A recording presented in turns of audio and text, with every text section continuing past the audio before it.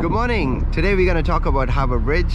Yesterday I got lucky. I climbed the Harbour Bridge and I was really fascinated how it was made, and I came home with this feeling that you have when you see a really nice movie and you want to know more.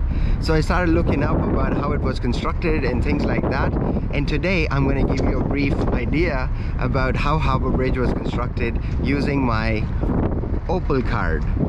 So let's take my Opal card and press against on both sides, forming an arch. Now that we are making this arch, what's the important part is the base of my thumb and the base of my middle finger, but the part on the top is not very important.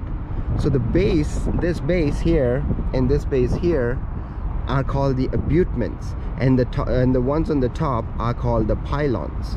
Now the pylons were not there in the initial construction of the Harbour Bridge, so these are the pylons of the Harbour Bridge, like the top of my thumb, and this is the base of my thumb, and same goes on the other side. In the initial construction, go away ship. In the initial construction, the pylons were not there, but they built the pylons because the local people looked at this massive bridge and they were fearing to use it.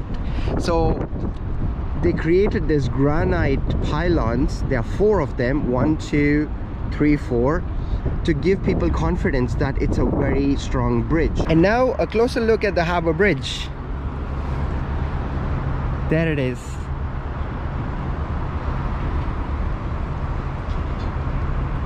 So we have like 6-lane traffic there. We've got a tram line, we've got a path for cyclists, and we have a path for pedestrians.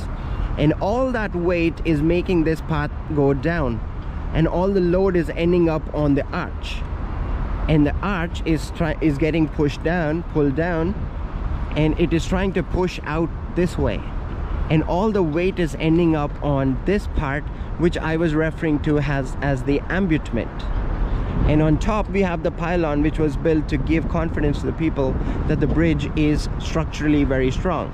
But actually the pylon is hollow. If you see, there's a like a tunnel kind of thing over there, and there's a balcony kind of thing, but this is a solid concrete structure with granite stone on the outside, because people look at the granite stone and they think it's very strong, but it's actually the concrete behind the granite stone which makes it so strong. Now if you look on the top, you have the creeper cranes over there. They creep over the arch, and there's another creeper crane on the other side, and it creeps this way. Now let me show you this old picture that we have on the other side of the road.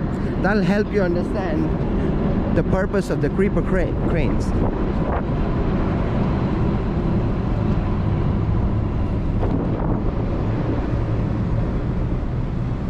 So this is a picture from 1929 during the construction of the Harbour Bridge. So the first thing that was built was the abutment, which is this part, which is actually this part over here.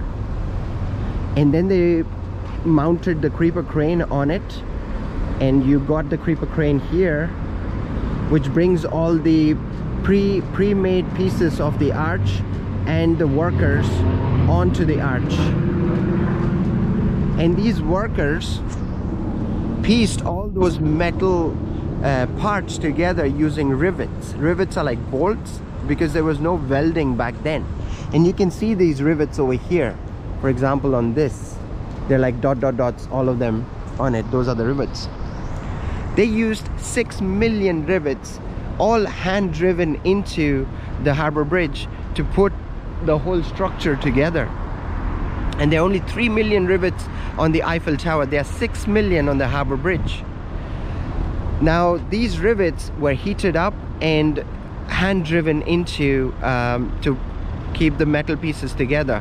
And quite a lot of people died doing this process, because it was very harmful to do this, and 16 people died actually making the Harbour Bridge, and out of them only 2 of them died of falling off the bridge, and the other 14 died because of unsafe environment. Many people went deaf striking the rivets onto the metal. So that's the history of the workers back then.